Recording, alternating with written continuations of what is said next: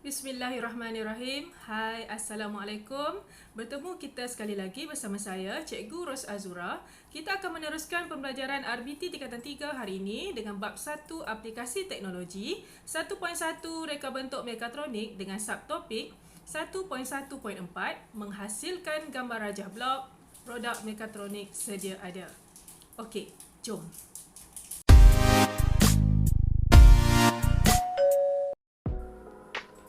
Baik, dalam subtopik ini kita akan membincangkan tentang 3 produk mekatronik sedia ada yang pernah kita bincangkan dalam subtopik sebelum ini, iaitu yang pertama kereta mainan kawalan jauh, yang kedua pintu gelangsar automatik dan yang ketiga mesin basuh automatik. Okey, kita pergi ke slide seterusnya. Gambar rajah blok. Definisi bagi gambar rajah blok ini, dia menerangkan fungsi elemen pada produk mekatronik. Gambar rajah blok adalah lukisan yang mewakili litar atau elemen yang dilukis dalam bentuk blok. Okey, tanda anak panah yang ada dalam gambar rajah blok digunakan untuk menunjukkan urutan blok dan dilabelkan mengikut fungsi, nama atau litar yang terlibat.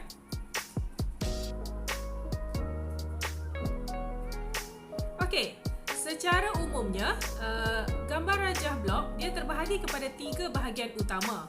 Okey, iaitu bahagian yang pertama input, bahagian proses dan bahagian output. Okey, kita lihat slide yang seterusnya di mana ini adalah penerangan bagi input, proses dan output. Okey, bahagian input ini adalah bahagian yang berfungsi menerima dan menghantar isyarat daripada peranti masukan kepada bahagian pengawal untuk diproses. Manakala bahagian proses pula adalah untuk memproses isyarat yang dia dapat daripada peranti masukan tadi.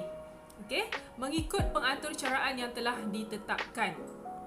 Kemudian, bahagian output tugasnya menjalankan tindakan selanjutnya melalui peranti keluaran setelah menerima isyarat daripada bahagian pengawal.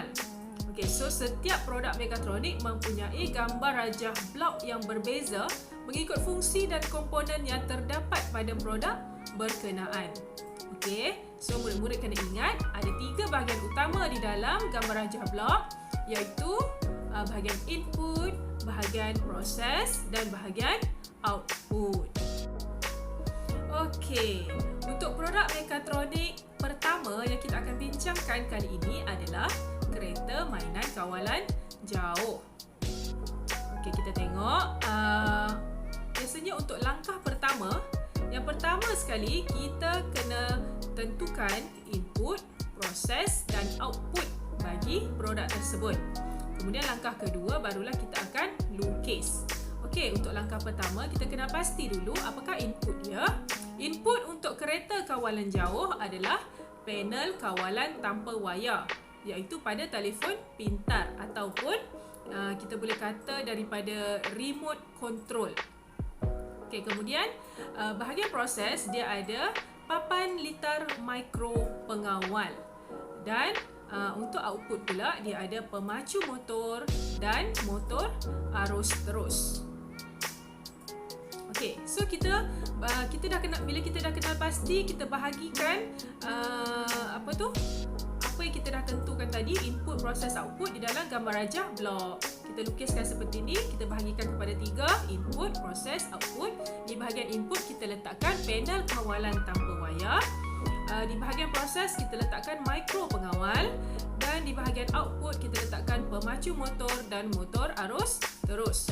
Okey, so hasil output tersebut dia akan menyebabkan ataupun menghasilkan roda yang berputar.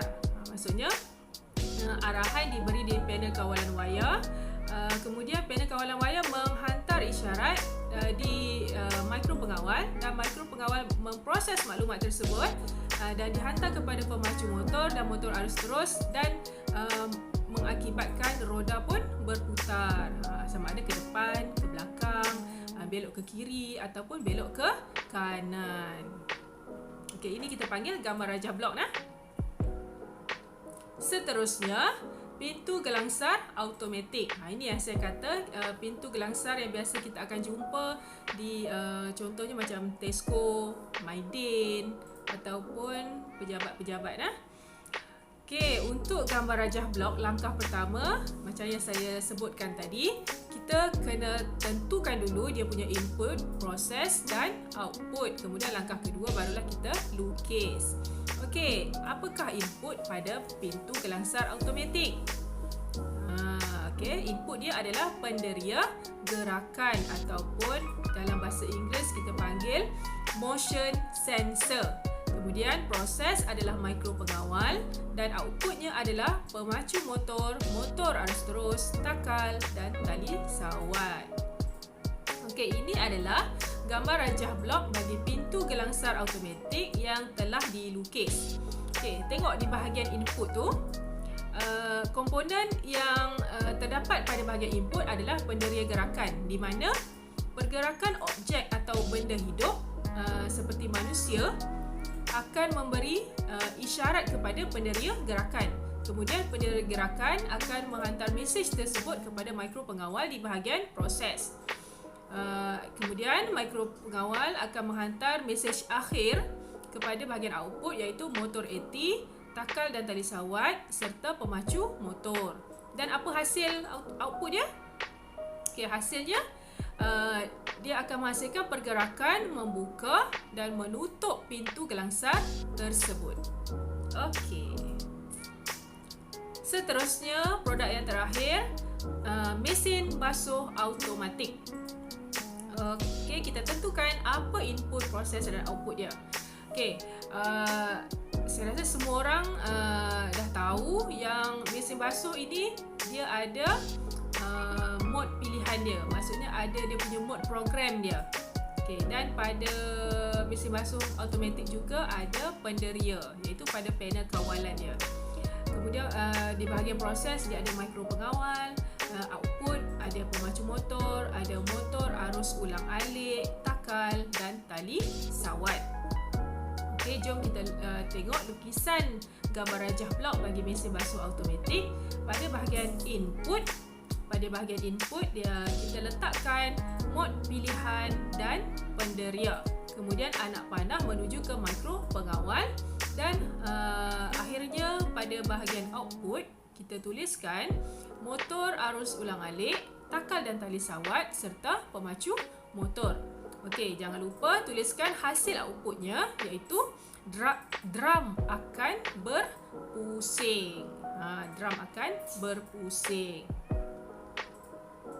Okey, baiklah, sekian itu saja hasil pembelajaran yang kita pelajari pada minggu ini. Kita akan berjumpa lagi pada kelas yang akan datang dengan topik seterusnya, iaitu subtopik 1.1.5. Baik, terima kasih. Assalamualaikum. Bye.